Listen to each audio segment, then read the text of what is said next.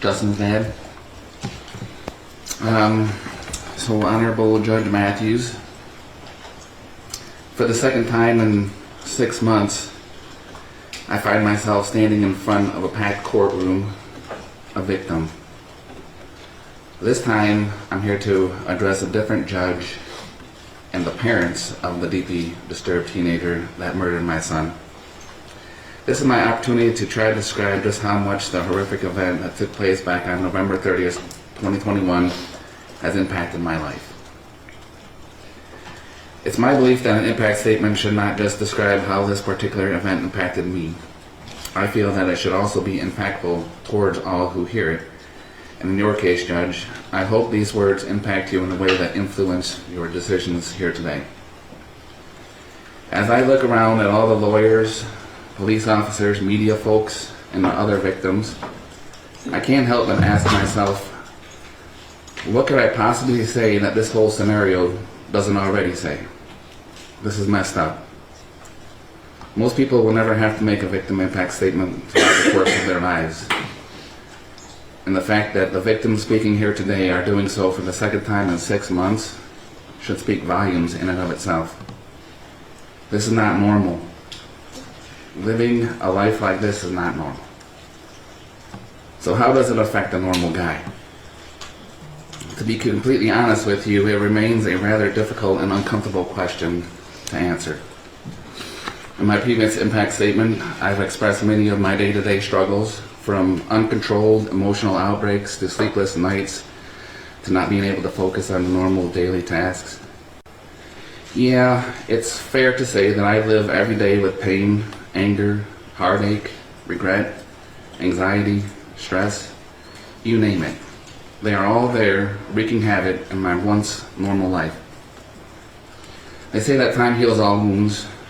Well, we're coming up on 2.5 years now, and I can assure you that the wounds are still as fresh as they were on that tragic day.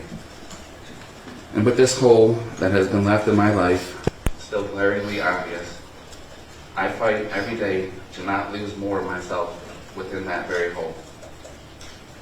I have spent the last 30 years of my life busting my butt to support a family, raise children, and try to set myself up for some peace and quiet in the golden years of life. But the unthinkable has happened. And that peace and quiet I've worked so hard for may never come to be. At least not to the degree that I've always imagined it. Literally every single aspect of my life has been affected by this tragedy. And I could spend a long time describing in detail just how it has impacted me, but it seems like it would be way easier for me to just tell you how this tragedy hasn't impacted me, because there's simply nothing on that list. Now that the verdict is out on this monumental case, I feel strongly that it has caught the attention of most parents across the country. The overwhelming facts in this case were all that was necessary to prove that James and Jennifer Crumbley not only neglected their son by failing to get the necessary mental care that was clearly needed, but provided him the very tools necessary to carry out those heinous acts of violence. It was these very facts that allowed not just one, but 2 full juries to find both of them guilty of involuntary manslaughter. I will always maintain the opinion that the facts that were presented in these cases were strong enough to convince any jury of their guilt, and that the verdict would have been the same regardless of where the trial was held. As I have maintained throughout the course of the past couple of years, being the parent of a murdered child tends to cause you to seek out the maximum penalties allowed for each guilty verdict derived from any of the criminal charges. I think this stance is completely justified, and would be so for any parent in the same position as mine. However, this is a court of law where a person is innocent until proven guilty, and the defendant has the right to dispute the facts of the charges against them. That being said, during the course of both of these trials, I did my best to capture every word and process all the facts. This is important because there is value in these facts, not just in the thousands and thousands of man-hours invested in gathering, processing, and organizing the evidence, but also for being able to use that evidence to establish the cold, hard truth of this tragic situation. that James and Jennifer Crumbley failed in their parental responsibilities as they pertain to the shooter, who was their son. The cold truth that shows that they did nothing to address the obvious signs of the deteriorating mental state of mind clearly present within their son. And of course, the very hard truth that shows that they provided their son with exactly what he wanted to use to do what he did, and failed miserably to secure it properly.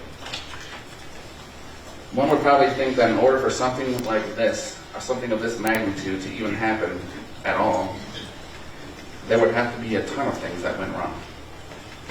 Although there were some things that definitely went wrong that day, for several of those things, I believe that if they had been handled correctly, we wouldn't be here right now. And James and Jennifer Crumbley carry the bulk of the responsibility needed to handle those things. During their trials, the overall similarities between the two were evident, and I believe this is why they were both convicted. Numerous facts that were the same for both trials showed clearly that the parents failed their son, and ultimately the entire community. With Jennifer, the thing that resonates most is that she stated that even knowing what she knew now, she still wouldn't have changed a thing. I almost died when she said that. 4 precious lives were lost at the hands of her son, by means that she helped provide. She saw the drawing of murder, drawn with the hands of her son. She sat and heard the request of the counselor and did nothing. And she still says that she wouldn't have changed a thing. I just don't understand how someone can be that heartless to make a statement like that. The blood of our children is on your hands too. This is but one reason why I feel that Jennifer should receive the maximum amount for her sentence. The facts presented should be all the others that you should need. With her distinct lack of remorse and overall unethical understanding of the tragedy, I feel that the maximum amount of time available is needed for her to be able to fully comprehend the gravity of her actions and the lack thereof. With James, there were a couple of things that jumped out at me in particular, but one thing that is the toughest to digest is the fact that when the verdict was being read, he sat there and shook his head in total disagreement, as if to suggest that the jury was wrong and that there were no grounds for a guilty verdict. I was dumbfounded to see him shake his head with such disbelief, an action that only suggests that he truly believes he did nothing wrong. How could you possibly think that? 4 precious lives were lost at the hands of your son by means that he helped provide. He saw the drawing of the murder, drawn with the hands of the son. He sat and heard the request of the counselor and did nothing. I just don't understand how someone can so arrogantly dawdle in a pool of self-pity without being able to say one thing to justify themselves. The blood of our children is on your hands too.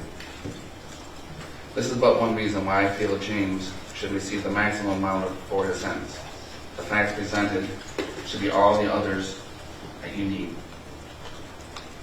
With this distinct lack of remorse and overall unethical understanding of the tragedy, I feel that the maximum amount of time available is needed for him to be able to fully comprehend the gravity of his actions and the lack thereof.